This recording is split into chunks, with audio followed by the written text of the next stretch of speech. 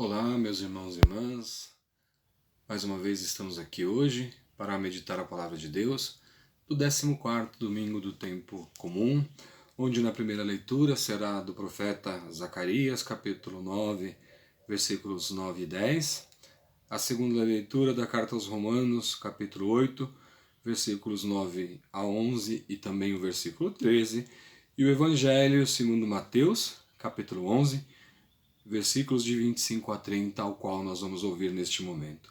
O Senhor esteja convosco, Ele está no meio de nós.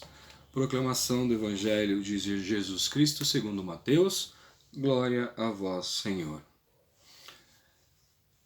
Naquela ocasião, Jesus pronunciou estas palavras: Eu te louvo, Pai, Senhor do céu e da terra, porque escondeste estas coisas aos sábios e entendidos, e as revelastes aos pequeninos. Sim, Pai, assim foi do teu agrado. Tudo me foi entregue por meu Pai, e ninguém conhece o Filho, senão o Pai. E ninguém conhece o Pai, senão o Filho, e aquele a quem o Filho quiser revelar. Vinde a mim todos vós que estáis cansados e carregados de fardos, eu vos darei descanso. Tomai sobre vós o meu jugo e sede discípulos meus, porque sou manso e humilde de coração, e encontrareis descanso para vós, pois meu jugo é suave e meu fardo é leve. Palavra da salvação, glória a vós, Senhor. Caríssimos irmãos e irmãs, na primeira leitura de hoje, leitura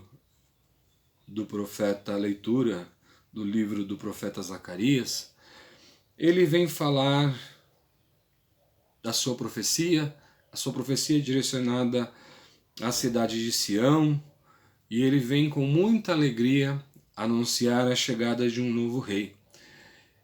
E sempre quando chega um novo governador, um novo presidente, esses vêm cheios de promessas para a nossa vida, que vão melhorar a nossa vida, que vão melhorar isso ou aquilo, mas acabam melhorando coisíssima nenhuma. Mas o profeta dessa vez, ele anuncia e ele mostra estas com provas que esse novo rei que vai chegar, ele vem de verdade para mudar a vida dos pequeninos.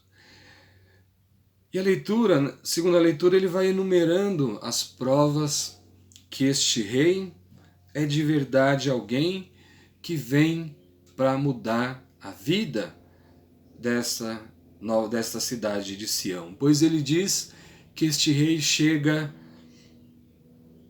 montado num burrinho.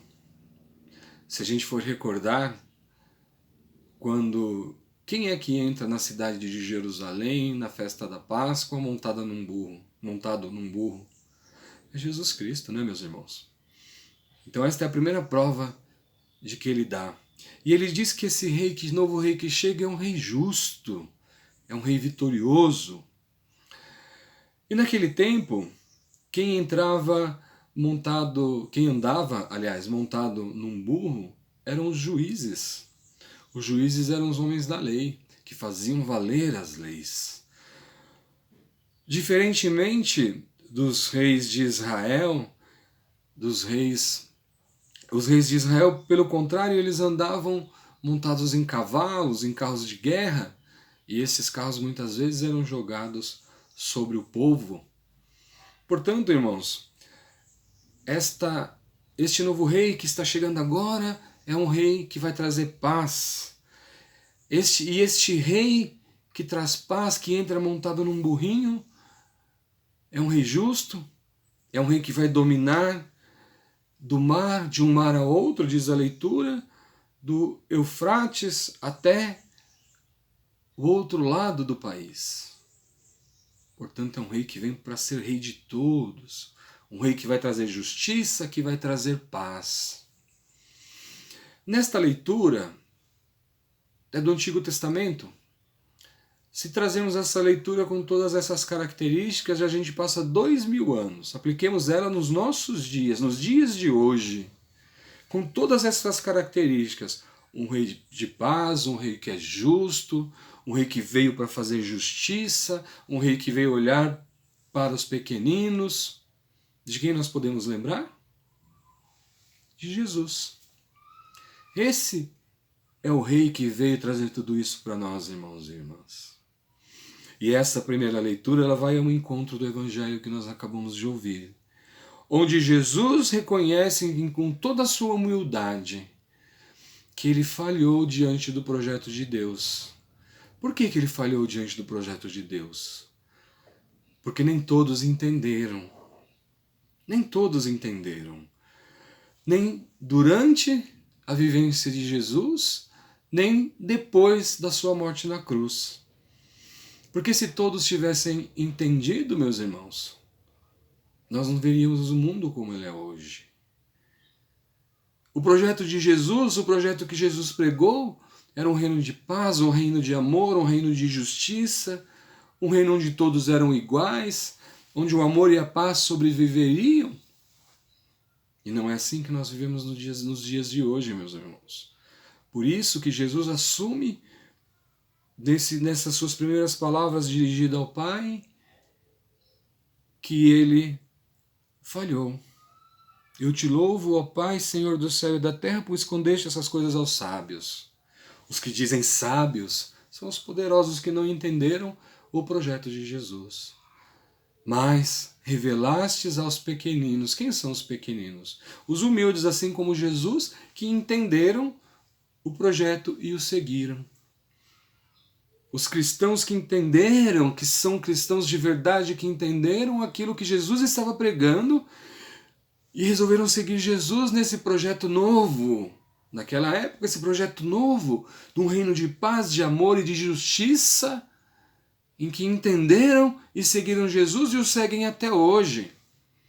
Então vejam, Jesus reconhece em toda a sua humildade que falhou, mas em contrapartida agradece a Deus por esses que o aceitaram, por esses que entenderam qual era o objetivo que ele propunha com este reino novo. Jesus se mostra humilde com toda a sua grandeza. Ele reconhece o seu erro e se mostra humilde. E diz que esses que são humildes, que o seguem, vão saber quem ele é, porque ele sabe quem são estes. Porque esses reconhecem na pessoa de Jesus o enviado do Pai. E Jesus sabe quem é o Pai sabe quem é Jesus. E aqueles que seguem Jesus, Jesus vai saber. E nós, então, que seguimos Jesus, vamos saber reconhecer em Jesus o Pai. E Jesus faz um convite a esses humildes que o seguem. Venham a mim, porque o seu trabalho se tornará mais leve. Muitas vezes, caríssimos irmãos e irmãs, nós vamos pensando e trabalhando em tantas coisas, nos enchendo de tantos trabalhos, de tantas preocupações, de tantas angústias. E aí a vida vai se tornando pesada, vai se tornando cansativa. E a gente fica cansado. Mas a gente esquece de Jesus. E aí a gente começa a reclamar de tudo. Achar que tudo está tão difícil, tudo tão complicado. E a vida se torna um fardo difícil de se carregar. E aí Jesus nos faz um convite. Venha a mim, porque o meu fardo é leve, a sua vida se torna leve. Ele diz assim no final do Evangelho: tornai sobre vós o meu jugo e sede discípulos meus, porque sou manso e humilde de coração, e encontrarei descanso. Meu jugo é suave e o meu fardo é leve. Jesus quer isso de nós, meus irmãos. Que o seguimento a Ele se torne uma coisa leve para cada um de nós. Aqueles que vão ao encontro de Jesus se tornem a sua caminhada leve. Quando a gente vai ao encontro de Jesus, isso tem que ser leve. Os nossos problemas, a nossa vida, a nossa caminhada, ela não pode ser difícil para que nós que somos seguidores de Jesus? Isso acontece quando a gente esquece dele. Quando a gente esquece de colocar Jesus diante de nós, tudo se torna mais difícil, tudo se torna mais complicado, a gente começa a reclamar de tudo. O que é reclamar? Reclamar duas vezes? Então o problema se duplica. Mas Jesus está aqui para nos ajudar a nos livrarmos dessas coisas. Portanto, caríssimos irmãos e irmãs, sejamos como Jesus, reconheçamos os nossos erros, mas vamos a Ele, que a nossa vida se tornará mais leve, as coisas se tornarão mais simples para acontecer.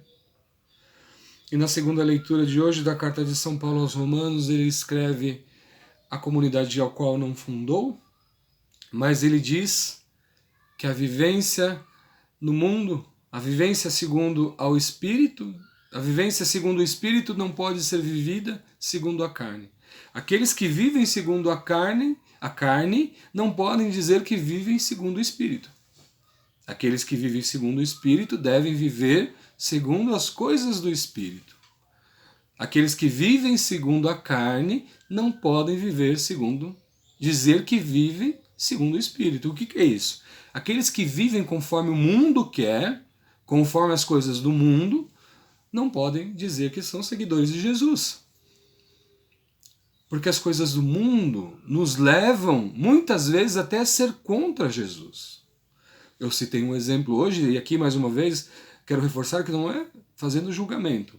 Mas vamos dizer o ambiente, assim, como um todo. O ambiente, baile funk, ele pode ser encaixado dentro de um ambiente igreja.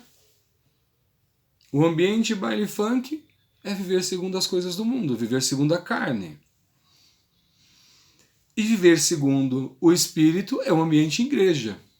As coisas se encaixam? Não encaixa, né? As coisas não se encaixam. Então eu não posso viver uma vida pregressa, esquecer as coisas que Jesus nos ensinou e dizer, não, eu sou de Deus. Está errado.